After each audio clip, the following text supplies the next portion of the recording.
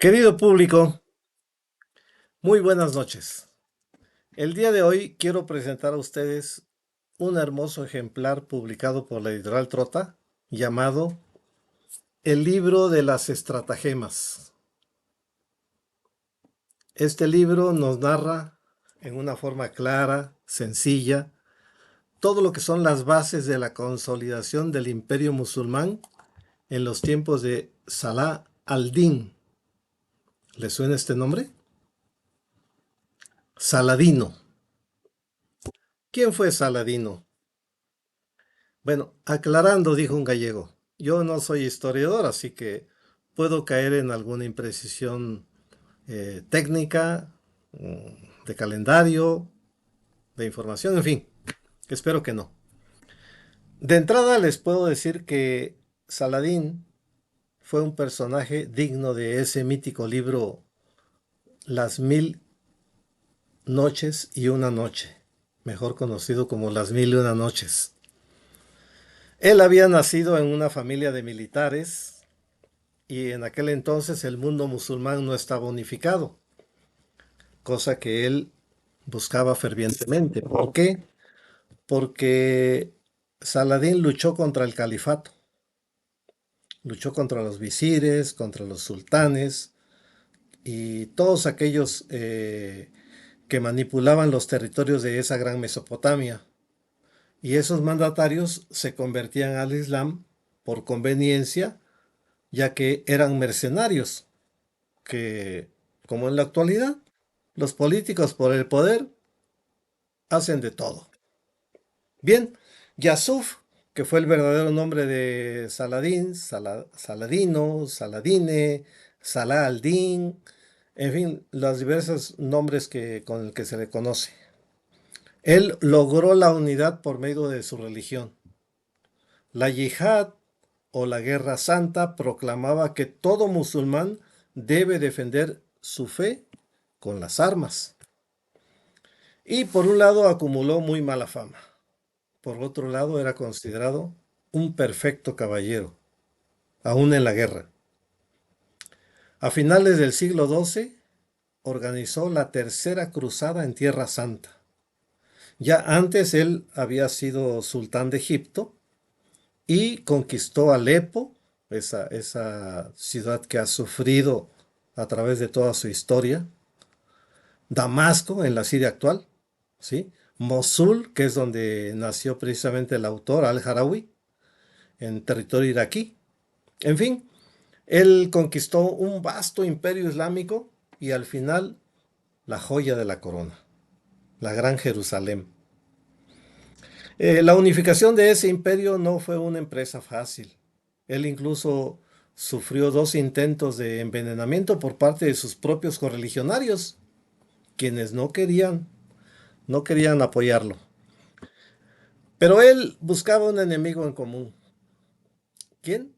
Los cristianos, los infieles, la Constantinopla, la Roma, el Papa. Épicas batallas fueron libradas contra los reyes de Inglaterra, de Alemania, de Francia. El mismísimo Barbarroja fue su enemigo. Felipe Augusto de Alemania, por ejemplo. El otro épico Ricardo Corazón de León, quien inclusive le ofreció a su hermana para que se casara con un hermano de Saladino, para apaciguarlo. Pero al final la hermana no aceptó casarse con un musulmán y se acabó el negocio. Tuvo sus ratos de mala fama, como les decía, pero tuvo muchos más de grandiosidad entre su gente por lo conquistado. Hablemos un poquito ahora de Al-Harawi. ¿Quién fue Al-Harawi? Él fue un diplomático, un escritor, un espía, un estratega de la guerra, un místico sufí, peregrino de la Meca, predicador de su fe, consejero, en fin, un erudito islámico. Muchos de estos adjetivos calificativos apenas si sirven para calificar su personalidad. Y considerando que se sabe muy poco de él, porque ni siquiera la fecha de nacimiento es exacta. Solo se sabe que murió en 1214, 1215, por ahí.